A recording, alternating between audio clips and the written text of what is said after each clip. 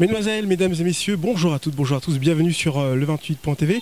J'ai la chance et l'honneur aujourd'hui d'être en entretien avec Jonathan, bonjour. Bonjour. Alors, pour commencer, merci d'avoir accepté c'est un plaisir. J'ai envie de te demander tout simplement comment tu vas avec cette chaleur caniculaire et cette fin d'été.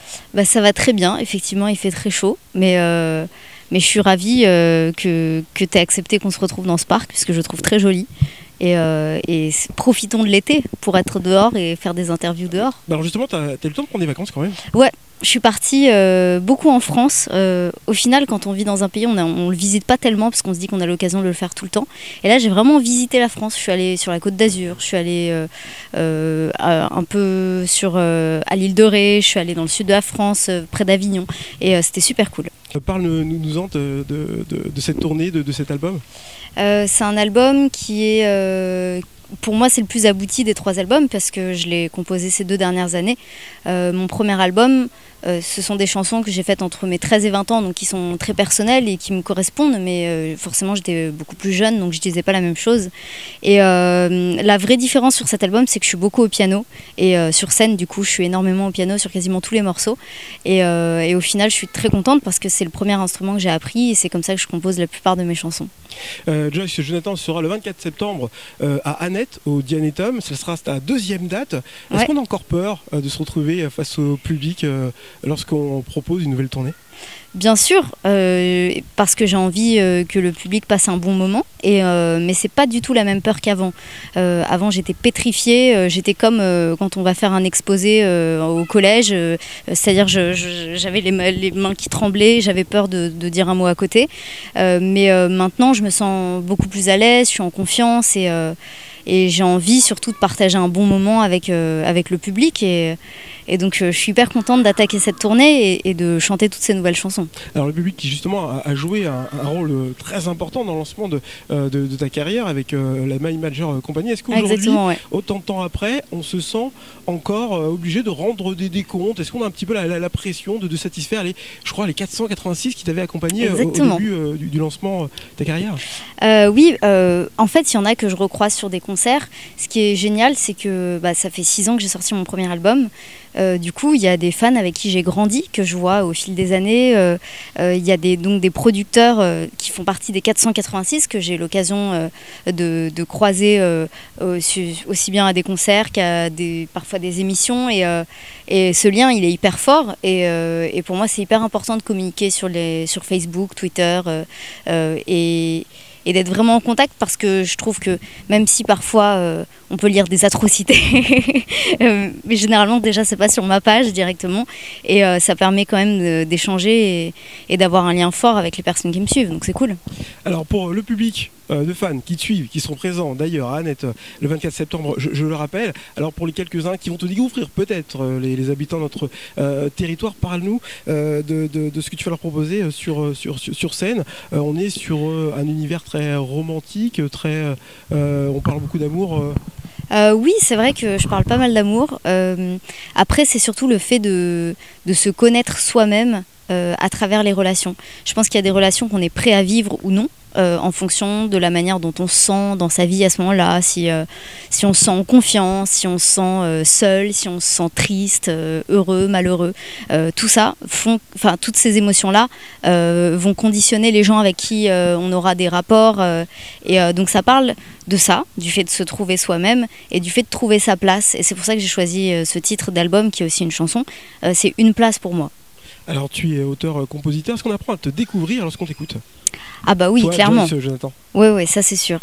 Quand je fais des chansons, après c'est vraiment le moment où je sais pas, où je m'abandonne un peu et où je raconte une histoire. En fait, je fais une chanson comme je pourrais avoir une discussion avec un pote, sauf que je l'ai pas, parce que je suis assez pudique dans mon quotidien, et ma manière de me livrer, c'est de faire des chansons. Et après, sur scène, j'explique parfois les contextes d'écriture des chansons ou ce que ça signifie pour moi. Et du coup, je pense que c'est beaucoup plus clair sur scène.